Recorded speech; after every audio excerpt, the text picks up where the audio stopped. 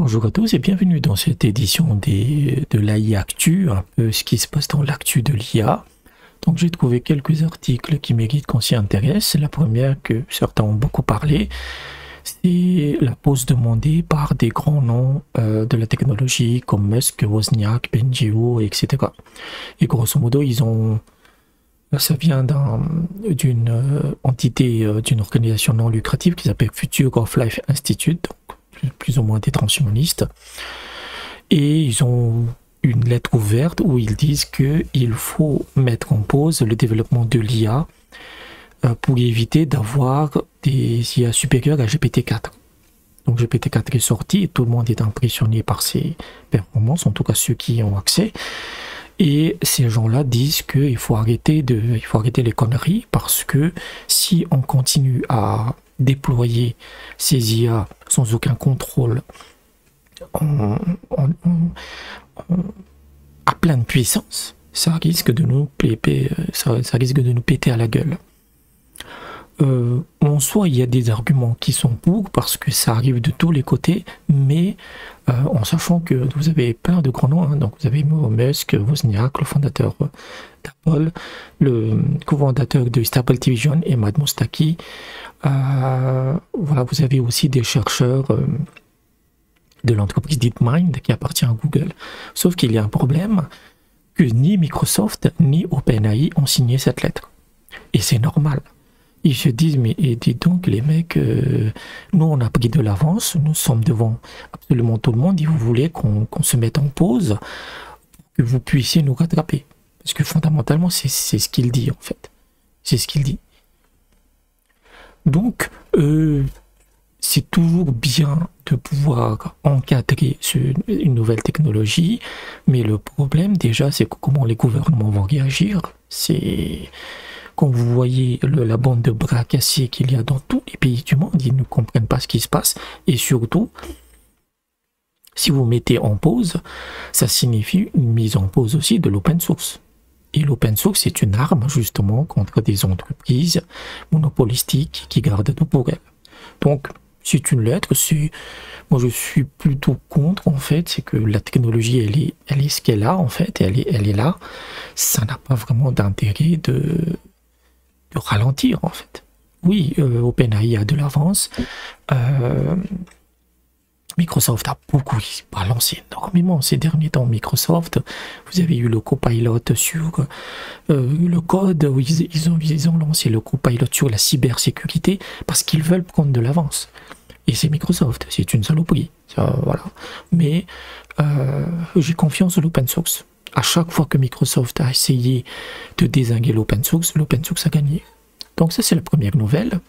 Le même site nous propose une start-up qui s'appelle Luma AI, qui permet de créer des modèles 3D à partir de vidéos. Et grosso modo, c'est ce qu'ils disent ici, c'est qu'aujourd'hui, si vous devez créer un modèle 3D, ça vous coûte énormément d'argent. Ça peut aller jusqu'à 1500 $ et ça peut prendre énormément de jours, parfois des semaines pour créer un modèle. Là, en fait, vous lui donnez une vidéo, il crée un modèle. Et c'est... Voilà. Là, voilà, marche... Est-ce qu'on peut le relancer? Voilà. Donc... Et grosso modo, ça donnerait beaucoup plus de possibilités pour les créateurs de jeux vidéo où ils pourraient avoir des modèles très rapidement parce qu'ils disent que leur prix c'est 1 $ par instance. C'est-à-dire un modèle 3D, vous créerez 1 $. Donc, c'est toujours bien, donc c'est une petite news et ça arrive de tous les côtés hein, sur le modèle 3D. Ensuite, donc ça c'était la seconde vidéo, Luma AI, il donne même, si vous êtes intéressé, voilà, ils disent ici, vous pouvez vous inscrire gratuitement, ils vous donnent gratuitement 10 crédits, c'est-à-dire vous pouvez créer, on ne peut pas mettre en pause cette merde, 10 crédits gratos, 10 modèles, voilà. Pour les créateurs de jeux vidéo, ça pourrait être un game changer. Ensuite, nous avons GPT-4 for all. GPT for all. Voilà, GPT for All. Après, le titre est un peu putaclic parce que c'est pas GPT-4, mais grosso modo, c'est une IA que vous pouvez installer sur votre PC. J'avais déjà montré ça avec Alpaca, et c'est Alpaca qui a lancé la mode en fait, qui a vraiment lancé cette tendance où vous avez des modèles beaucoup plus petits, beaucoup plus supportables par des PC, on va dire, de grand public, mais avec un bon fine-tuning, avec de bonnes instructions, ça peut être aussi efficace que 3.5. Et c'est lié justement à cette pause. OpenSUX n'a aucun intérêt à mettre pause, parce que je pense que d'ici l'année prochaine, chacun d'entre nous pourra avoir sa propre IA installée sur son PC. Et donc, ça donne des instructions. Moi, je ne l'ai pas fait, parce que j'ai un vieux Windows en fait. Mais c'est disponible sur Mac, sur Windows, sur Linux, sur Windows, etc. en PowerShell. Hein. Donc, moi j'ai un vieux Windows 7, ça ne marchera pas. Et ils ont leur modèle, en fait, je ne me rappelle plus. Il y a une vidéo qui parle de ça, mais vous clonez vous clonez le dépôt GitHub sur votre PC. Ensuite, vous téléchargez le modèle, je ne sais pas lequel c'est. Je pense que c'est celui-là. Oui, c'est celui-là, c'est à peu près 4 Go. Donc c'est pas non plus la mer à boire.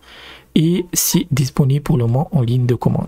C'est-à-dire que vous discutez avec l'IA en ligne de commande. Et c'est entièrement open source de A à Z en fait. De A à Z, que ce soit le modèle, que ce soit les instructions. Et on voit énormément de choses dans ce domaine-là. Donc ça c'est la troisième actu. Dans le même optique, vous avez une entreprise qui s'appelle Cerebra ou Cerebra GPT qui lance aussi leur modèle open source, eux aussi entièrement open source. Ils ont différentes tailles, donc vous avez du 111 millions jusqu'à 13 milliards de paramètres. Voilà. Après, il y a des vidéos qui ont montré justement que c'était pas si correct, que c'était pas si performant que ça, mais ça a le mérite d'exister. Et c'est intéressant parce que Cerebra, c'est une entreprise qui fabrique aussi des processeurs. Et c'est des processeurs spécifiquement conçus pour du deep learning. C'est des processeurs spécialement pour l'IA en fait. Donc ça peut être intéressant alors que tout le monde ne parle que de Nvidia. Donc les modèles open source, encore je l'avais dit, hein, il faut parier sur l'open source, et depuis que Alpaca est arrivé, vous avez une pléthore de modèles qui sont disponibles et surtout qui sont de plus en plus accessibles. Aujourd'hui, c'est de la bidouille. Il faut savoir maîtriser Linux, il faut savoir maîtriser la ligne de commande, mais Alpaca date de la semaine dernière.